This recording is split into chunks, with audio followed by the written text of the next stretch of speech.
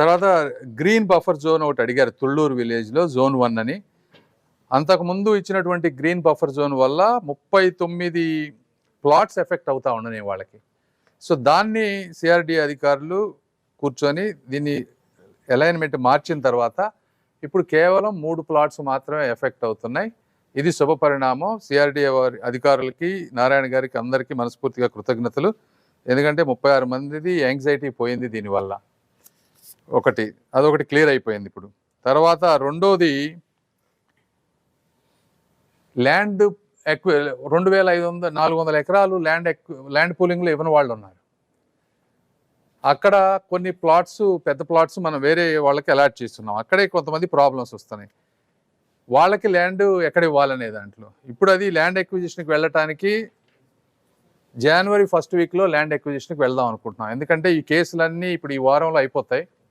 అయిపోయిన తర్వాత 20వ తారీఖు నుంచి ఈ మంత్ ఎండింగ్ వరకు లోకల్ ఎమ్మెల్యే గారు, నారాయణ గారు, మేము మల్టిపుల్ టైమ్స్ ల్యాండ్ ఎవరైతే ఇవ్వని 2400 మంది ఉన్నారో వాళ్ళందరితోటి మీటింగ్స్ కూర్చొని ఇంకొకసారి డిస్కస్ చేస్తాం వాళ్ళకి ఏమన్నా సమస్యలు ఉన్నా.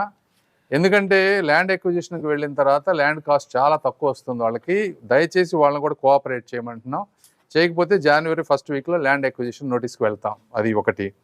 రెండోది, అక్కడ ఎవరికైతే ప్లాట్స్ ఆల్రెడీ అలాట్ చేశారో చిన్న చిన్న ప్లాట్స్ ఉన్న వాళ్ళందరికీ లాటరీస్లో వేరే దగ్గర ఎందుకంటే దాదాపుగా 900 మంది ఏమో ఉంటే నారాయణ గారు ఐవీఆర్ సర్వే చేస్తే కేవలం ఒక మెజారిటీ మెంబర్స్ ఆ ల్యాండ్ ఎక్విజిషన్ అయ్యే వరకు వెయిట్ చేస్తా ఉన్నారు.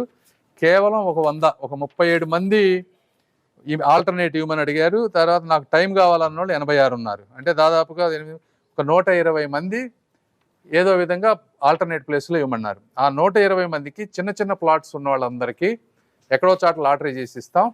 పెద్ద ప్లాట్లు అయితే ఎక్కడైతే ఉన్నాయో ఇప్పుడు యుగంధర్ గారు కానీ వీళ్ళందరూ కొంతమంది ఇది లాటరీ వేయకుండా ఎట్లా పడితే అట్లా ఇస్తే మళ్ళీ డిస్క్రిప్షను, బయాసు ఇవన్నీ వస్తాయి.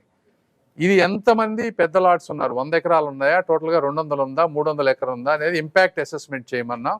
చేసిన తర్వాత దాన్ని ఒక డిఫైన్డ్ ప్లేస్లో చేసి వాళ్ళకి లాటరీ చేసి ఇవ్వాలా, ఏం చేయాలనేది ఆలోచిస్తాం.